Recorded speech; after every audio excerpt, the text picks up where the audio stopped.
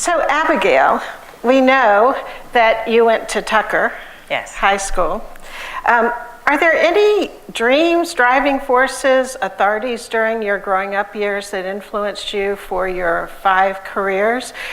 In other words, when all of us were thinking about being firefighters, what were you thinking about? So I always wanted to work for the CIA. I used to write my diary in code. I got burned once because my sister, who was a couple years younger, couldn't read and took my diary to the next door neighbor to have the next door neighbor read it to her, and that didn't go well for me. I mean, I was in 5th grade, and so then I learned my lesson. You got to keep secrets better than that, so I started writing my diary in code. But I was always really interested in answering questions and kind of finding things out. I loved Nancy Drew, I suppose, from when I was a little kid.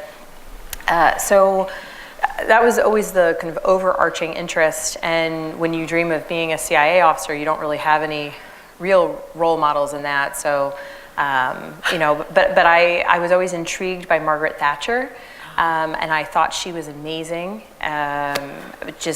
I remember seeing her always with Ronald Reagan, just thinking that was the coolest thing. And I loved answering questions and understanding foreign cultures. I had a babysitter who was originally from Ecuador when I was a child growing up.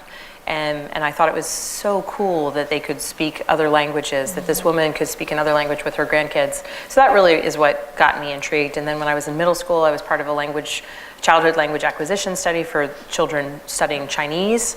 And it just sort of rolled from there. And by the time I got to high school, I was interested in politics, I was interested in foreign affairs, and I just always believed that CIA would be the right way for me to go about kind of staying under the radar and answering questions, which were kind of the things I liked to do at the time. Great, thank you. She says on a stage in front of a lot of people. The irony was not lost on us.